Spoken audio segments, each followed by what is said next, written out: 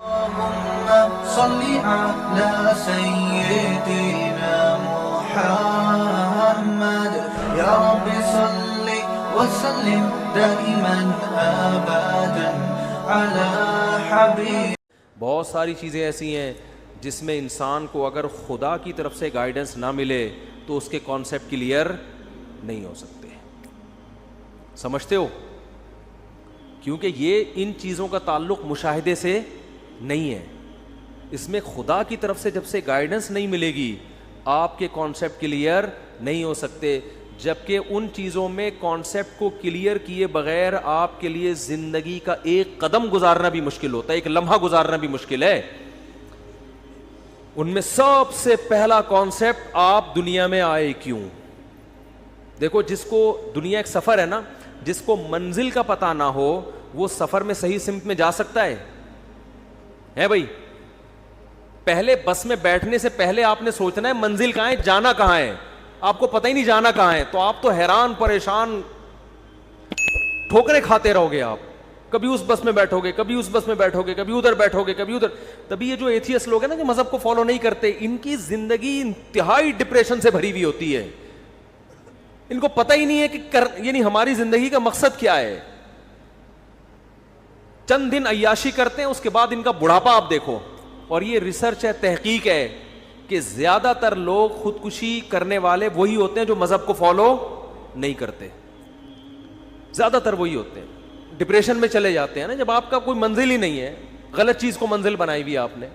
پھر اس کے علاوہ اور کروڑہا چیزیں ایسی ہیں جہاں مذہب ہمیں گائیڈ کرتا ہے کہ یہ صحیح ہے, یہ غلط ہے, یہ صحیح ہے, یہ غلط ہے, زنا غلط ہے, نکاح صحیح ہے.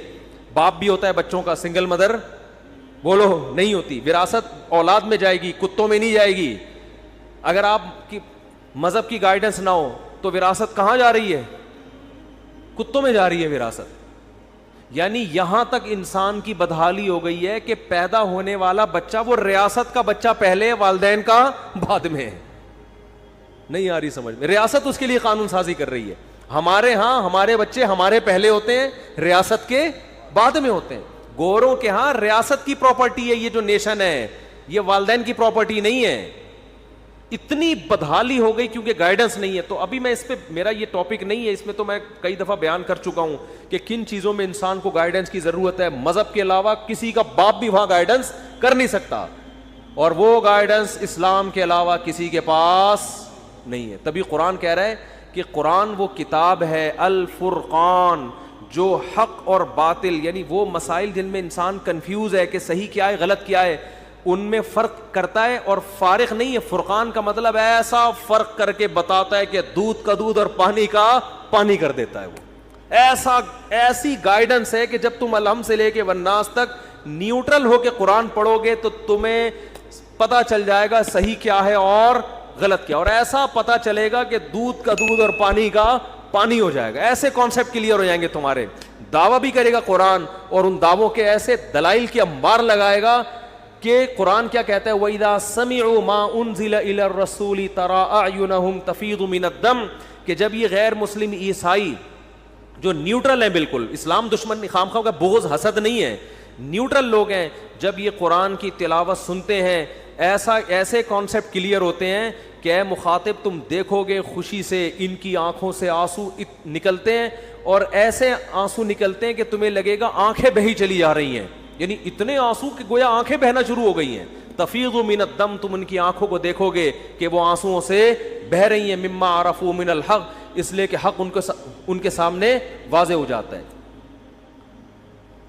اور ایسے کتنے واقعات ہیں, کتنے واقعات. لیکن اس کے لیے تعصب سے بالاتر ہو کے, نیوٹرل ہو کے قرآن کا مطالعہ کرنا پڑتا ہے. اگر آپ کسی قوم کی دشمنی میں آ گئے, دشمنی میں آنے کے بعد جب آپ اس کی کتابوں کو پڑھو گے نا تو آپ کو بس آپ اس میں کیڑے نکالتے رہو گے بیٹھ کے. یبغونہا عوجا, قرآن اسے کہتا ہے یہ جب تلاوت کرتے ہیں تو یبغونہا عوجا, یہ اس میں کجی تلاش کرتے رہتے ہیں. یہ کیا تلاش کرتے ہیں؟ تو بیٹھ کے کیا کرتے رہتے ہیں؟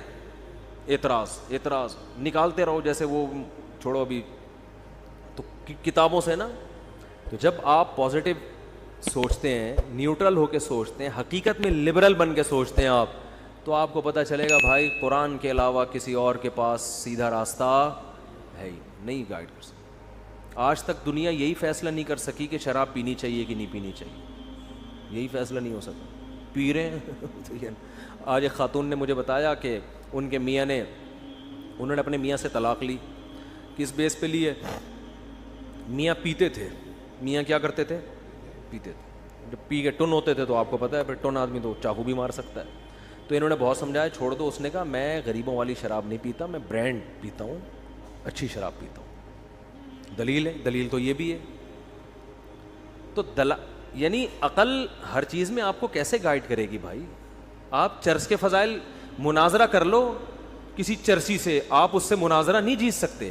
مثال کے طور پر فرض کر لو کوئی چرسی سے آپ کا مناظرہ ہو رہا ہے, آپ چرسی کو دلیل دو گے یہ غلط ہے, نشہ آتا ہے, اس سے دماغ کی کھوپڑی گھومتی ہے, تو کہہ رہے کھوپڑی گھومنے سے مزہ آ رہا ہے کہ نہیں آ رہا؟ تو ہم جب دنیا میں انجوائے کرنے کے لیے پیدا ہوئے ہیں, تو اگر کھوپڑی گھوم کے انجوائے کر رہے ہیں تو کھوپڑی کو بغیر گھما کے ٹینشن لینے کی کیا ضرورت ہے؟ آپ اس سے کہو اس سے صحت خراب ہوگی جلدی مر جاؤ گے, تو کہے گا تو میری لائف ہے بھائی, میں جلدی مروں میں دیر سے مروں ہے بھائی, اگر میں جلدی مر بھی جاؤں تو میری لائف ہے نا, کسی اور کو دخل اندازی کی اس میں اجازت کیوں ہے؟ میں چاہتا ہوں 4 دن کی زندگی ہو لیکن مزے کی ہو. تو عقل سے آپ ثابت کر سکتے ہو کہ تو غلط کر رہا ہے؟ بولو نا. عقل سے آپ خودکشی کو بھی غلط نہیں ثابت کر سکتے. خودکشی کرنے والا کہتا ہے کہ میں, میری جان میری مرضی, وہ جو خاتون نے نعرہ لگایا تھا نا میرا جسم میری مرضی, تو اگر میں یہاں رکھ کے بندوق سے اپنے آپ کو مار لوں, میں نہیں زندہ رہنا چاہتا بھائی, یہ ٹینشن ہے, میری بیوی بھاگ گئی ہے, میرے بچے بھاگ گئے ہیں, یا میں غربت میں ہوں, میں وغیرہ وغیرہ, تو اگر میں یہاں رکھ کے گولی اپنے آپ کو مار لیتا ہوں تو کسی کو کیا تکلیف ہو رہی ہے؟ گورنمنٹ کو کیوں اعتراض ہو رہا ہے؟ آپ دلائل کی دنیا میں اس کو قائل نہیں کر سکتے. دلائل سے یہ بھی ثابت نہیں کر سکتے کہ خودکشی برا عمل ہے. وہ کہے گا میرا جسم میری مرضی, میری کھوپڑی میری بندوق میری گولی میری مرضی. لیکن دنیا میں یہ اللیگل ہے. کیوں اللیگل ہے؟ اس لیے کہ وہ یہ سمجھتے ہیں کہ اس نے مارا ہے تو کل اس کو دیکھ کے اور بھی ماریں گے, انسانیت کا نقصان ہوگا. تو بھائی یہ بھی آپ نے فرض کیا ہوا ہے, جب اس کا مرنا نقصان نہیں ہے تو دوسرے کا مرنا بھی نقصان. اور ویسے بھی آپ تو کم آبادی کے قائل ہیں, تو تھوڑے اور اسی بہانے کم ہو جائیں گے, جو زندہ بچیں گے وہ زیادہ اچھی زندگی گزار لیں گے. دلائل کی دنیا میں خدا کی قسم آپ بحث نہیں کر سکتے. وہ کہے گا جب میری باڈی ہے, میں اپنے آپ کو ٹینشن کی وجہ سے مار کے ختم کر رہا ہوں. ہمارے امریکہ میں ایک رشتہ دار ہے, انہوں نے بتایا کہ امریکہ میں ایک ڈاکٹر ہے, اس کا نام ہے ڈاکٹر ڈیتھ, موت کا فرشتہ بھی کہہ سکتے ہیں. جتنے پیشنٹ اس ٹائپ کے ہوتے ہیں نا جو زندگی سے بیزار ہوتے ہیں, یا ڈاکٹر ان کو پہلے بتا دیتا ہے کہ اب آپ نے بچنا نہیں ہے, کینسر کے پیشنٹ ہیں یا کوئی ایسی بیماری ہو گئی بھائی اب آپ بچنے والے نہیں ہیں, تو اب آپ نے 6 مہینے بستر پہ ہی گزارنے ہیں. تو وہاں لیگل ہے یہ کہ ایسا پیشنٹ ڈاکٹر کو کہہ سکتا ہے کہ مجھے بولو مار دو. ایسا پیشنٹ ڈاکٹر کو کہہ سکتا ہے بھائی اب جب زندگی رہنے کو فائدہ نہیں, خامخواہ کی تکلیف ہے تو مار دو. تو وہ ڈاکٹر سائن وائن کروا کے, اس ڈاکٹر کا کام ہی یہی ہے. موت کے فرشتے سے اس کے بہت اچھے تعلقات ہیں. تو اب سوال پیدا ہوتا ہے کہ خودکشی کرنے والا بھی تو کسی ٹینشن کی وجہ سے ہی جا رہا ہوتا ہے نا. کیا خیال ہے بھائی؟ ٹینشن جسمانی بھی ہو سکتی ہے اور ماحول کی ٹینشن بھی ہو سکتی ہے, تو آپ نے اس کو اللیگل کیوں کر دیا؟ مفتی طارق مسعود صاحب کے بیانات سننے کے لیے youtube.com/مفتی طارق مسعود کو سبسکرائب کریں, اور اگر آپ لائیو ویڈیو کو کبھی بھی مس نہیں کرنا چاہتے ہیں تو سبسکرائب کرنے کے بعد بیل آئیکن پہ کلک کرنا مت بھولیں. جزاک اللہ.